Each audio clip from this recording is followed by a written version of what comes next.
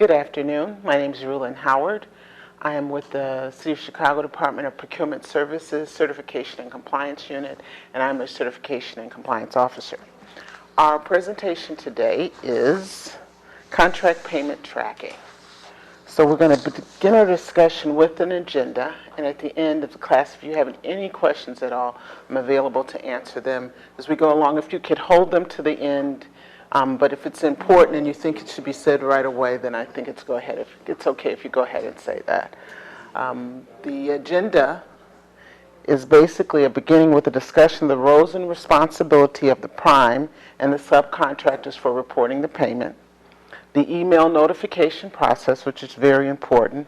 It's how you're notified that you should begin your audits. The importance of subcontractor payment and confirmation, payment discrepancies, and who to contact when assistance is needed.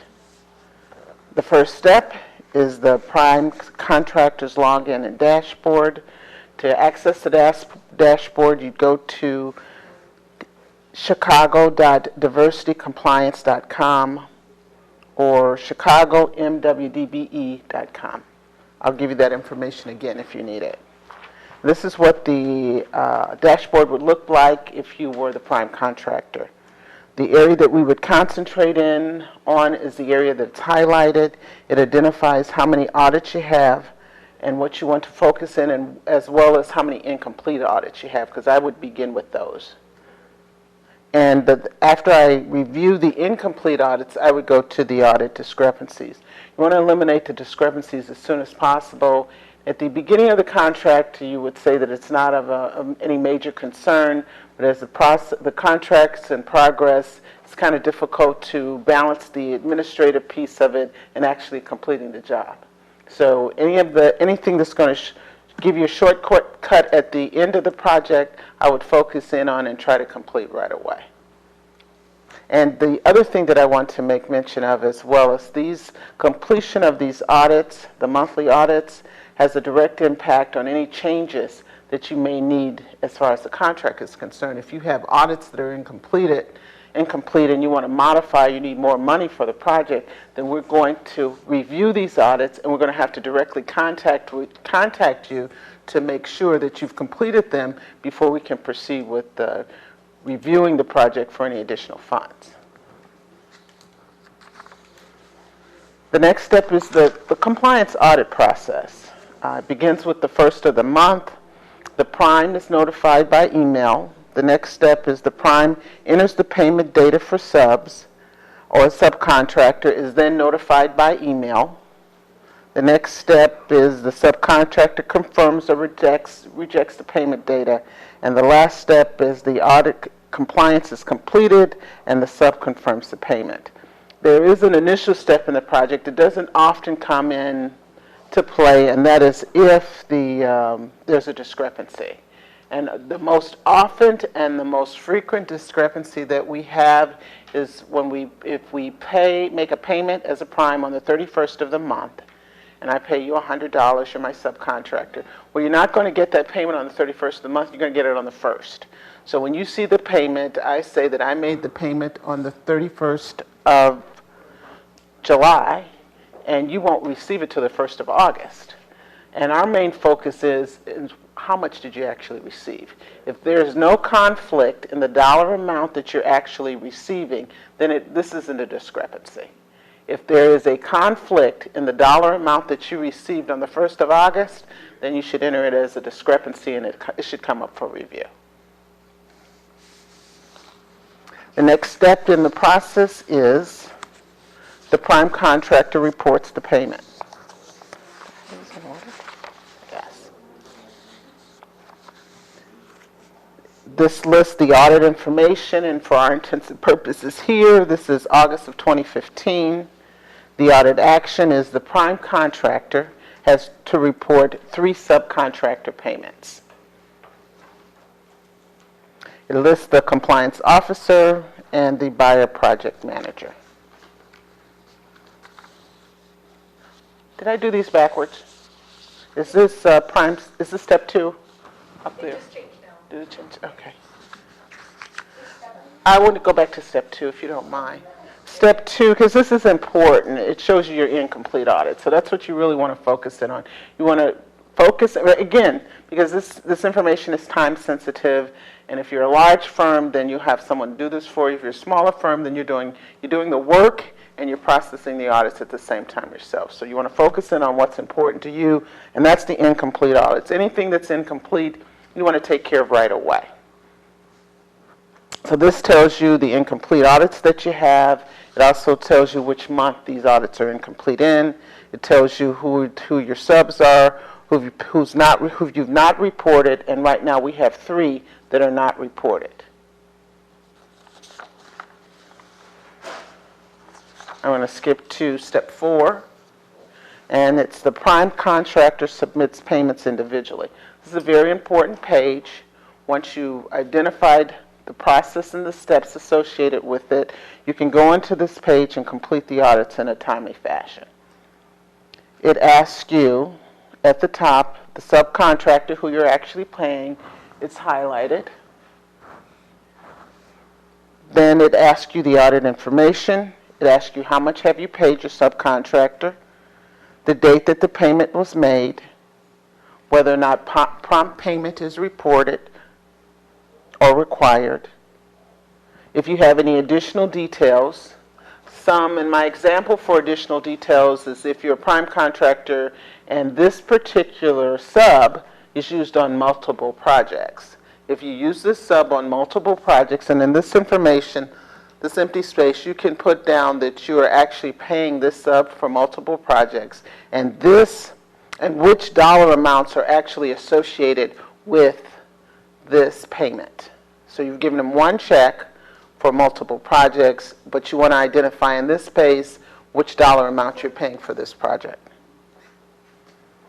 Attach any supportive documentation if necessary, and any information that you want to supply here. And then this information is saved.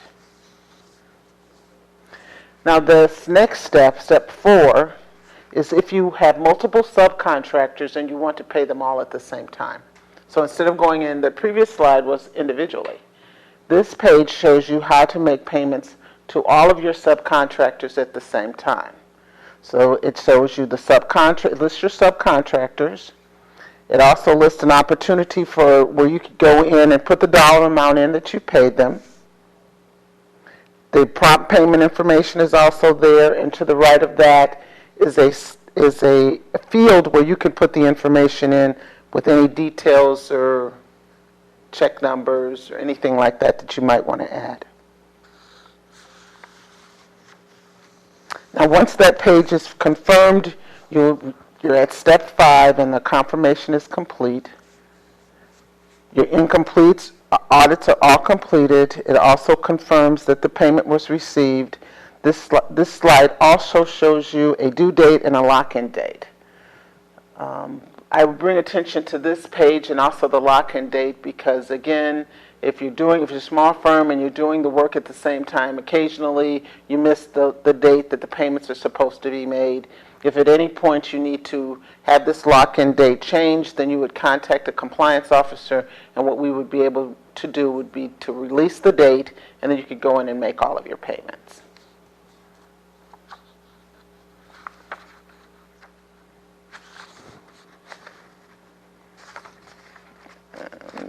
Step number 6 is a review of what's been completed. This shows the payment that was made. It starts with the audit information, the prime contractor, the previous dollar amount that was paid, the amount that you paid today, and for example, it was $5,000. It also provided the additional information that the prime entered, and that's that the check date, the invoice date, and the date that the payment was actually made. Now, the subcontractor at this point would review all of the detail provided by the prime contractor and determine whether or not it's accurate. It gives you an option to confirm that the $5,000 was actually received. If it was, then you would of course put correct. If it was incorrect, then you would check that box. The statement also asks is if this is your final payment. So let's say all your work is completed for this project. If it's all completed, then what you would do is check the box to say that it's completed and that no more payment or action would be required. It would also stop any email notices that you would receive because you're a sub on this project. So as long as the project is not completed for you as a subcontractor, then what you would continue to receive monthly notices. The next box asks you whether or not the prime is withholding retainage. Often the default to that is no. If needed at this point, let's say that this was an incorrect payment amount, then you would attach any information that you have. You'd also input your question or statement, and it's best to put it in then because you want this process to be as seamless as possible. If you have information that the prime needs to know, if it in fact is that you received the payment on the 1st instead of the 31st, if that's why this is a discrepancy, it's an opportunity now to put that information in so that when this information is reviewed, the next step can be taken care of without you being notified. And it's certainly possible that we can clear up the discrepancy without you being notified and remove it off the list. So it's important that you provide that information then. We've been discussing discrepancies and how important it is because we cannot allow the process to continue with discrepancies as far as an audit notice is concerned.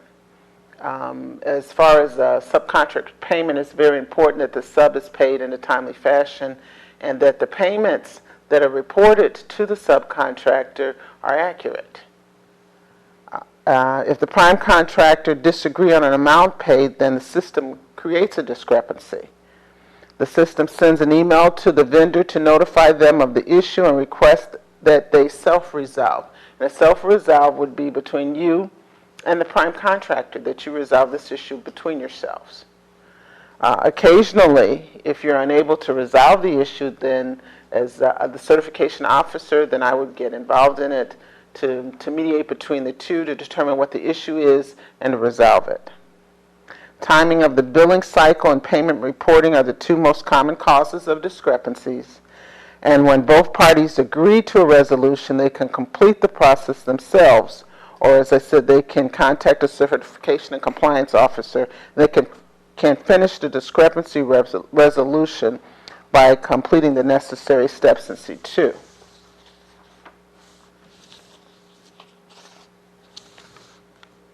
Questions? Are you all subcontractors? You are? Have you used C2 before? Anyone? You have? Have you had any problems using it? No? Very easy. User-friendly. Good. That's good to hear. That's what we like. And are you set? You are set up. If you are certified. We're certified, yes. Then you should show as you will show up as a vendor in C2, right? even though we don't have any contracts? Mm-hmm. You're in there. Okay, so we can. Mm-hmm. And you can not only can you see, you'd only see. I was going to say you'd see the other vendors. You might see the vendor list of all the certified firms, but you would only be able to see that original dashboard screen that I showed you. It would show you if you had any contracts. But you are in C2 waiting to be used. Yeah. And it would also show you that you're certified. So when you go in, it will show that you're certified to do business with the City of Chicago. George? I actually have a question that's not related to what you just went over. All right. Should we hold off or you want to answer? No, we can. Well, we can if anybody. Do you have any more questions? Do you have any questions about C2? I have a question. Sure. So we're considered, our company's a prime and also a subcontractor. Great. We're dual purposes. So recently we were a subcontractor in a job, and I got one of those notifications saying to the audit to confirm payment. The prime had just been paid on September 8th, and we had not gotten our payment at the time. I didn't submit our audit because I didn't want it to reflect negatively on the prime. What happens if had I said no, we didn't get the money? You should say full disclosure, okay? That's the way that should be. That's the way the system works best. Even, and my example was the most frequent discrepancy, and that's the one on the 1st and the 31st. If you feel enter that as a discrepancy because it's resolvable. Just add your response in there and say that I did not get the payment on the 31st, I got the payment on the 1st. Full disclosure. We are responsible for completing the information in an accurate and timely fashion. If they haven't done, they're held to the same rule as you are. And it doesn't serve you, and it doesn't serve them not to report in a timely fashion. So you should and it doesn't, we look probably less favorable because what they're going to say, and this is the truth, is that they weren't notified. Because we submit our pay app back in July to the prime. They hadn't gotten paid until September.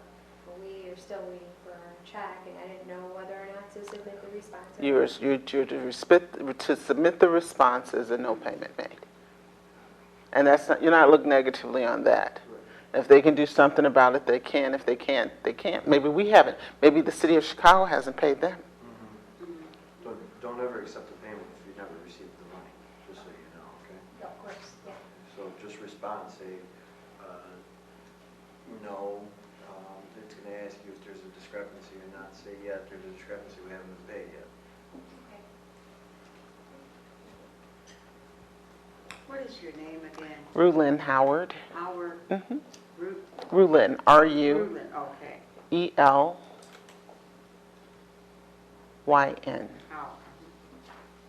And if you have any problems in C2, please email me because I can walk you through the telephone, and you can, especially when you get started for the first time.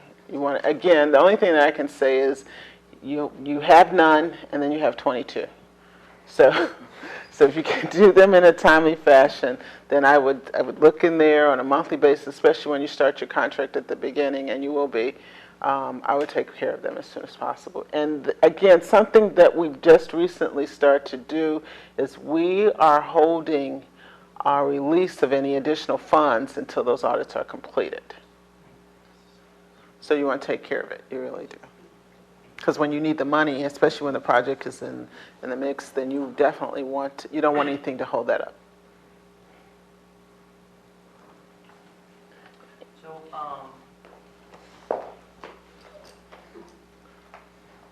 thank you.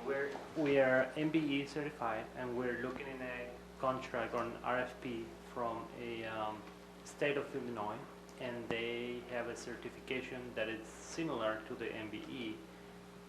But they included all MBE, WE, and DBE. And the name of that certification is BEP. BEPD? It looks like it's BEP only, 3. It's not BEPD? letters. Right, at least that's how they listen it on the website. And so we wonder how long would it take for us to apply to that, if you guys are aware of that. Not for the feds. So basically, they're certified with Cook County. Okay. And I was explaining to them that we honor Cook County certifications, right? So it's them being them, they would be in a minority with us as well, the city. And they were telling me that when they went on the website, I was asking them if they're certified as a BEP. For the state of Illinois. For the state of Illinois. For the state of Illinois. So we have reciprocity with Cook County. So Cook County and City of Chicago are reciprocal.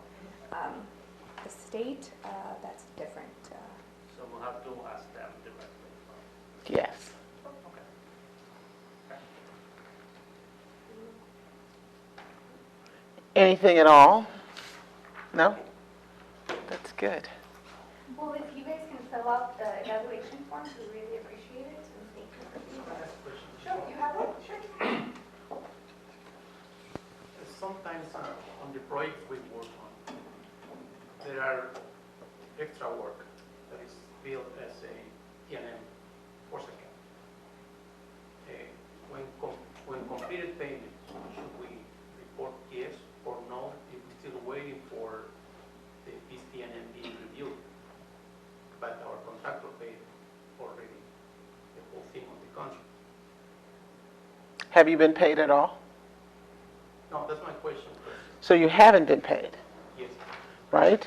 If you have not been paid, you should not report that you have been paid, because then, let's say, and this doesn't happen often, okay? It's really water under the bridge for the most part.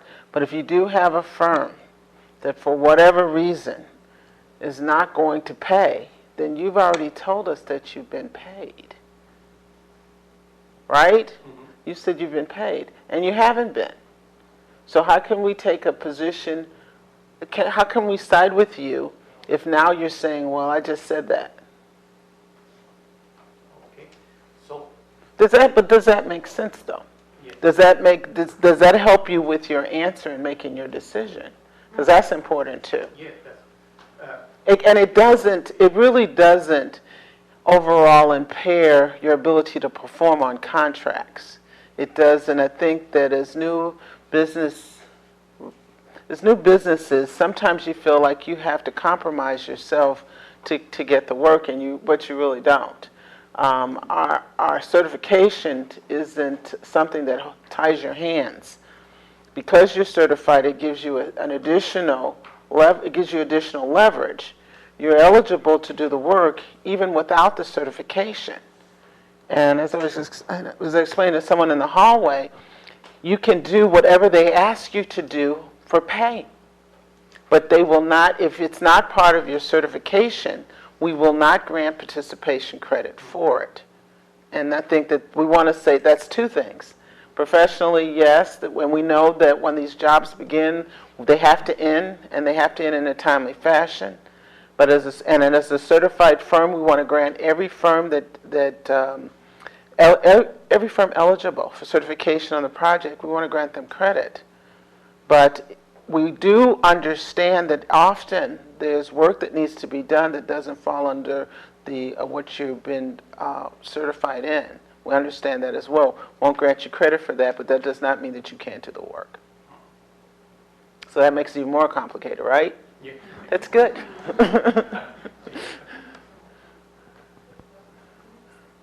Anything else? Just had another Sure. question.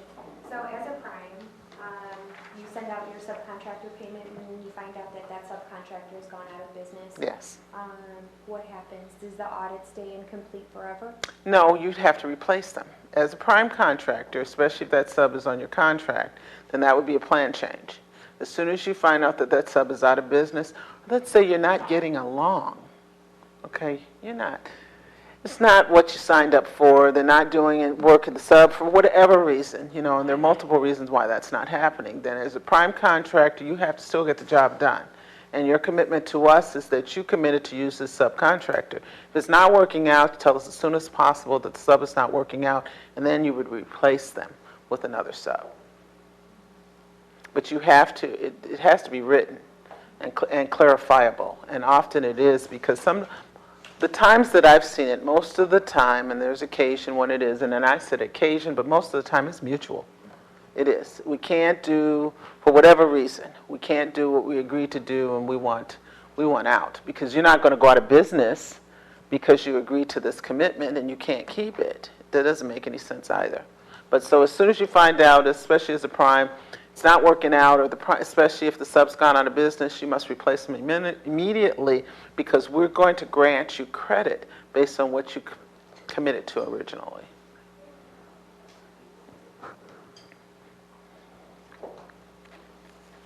Anything else?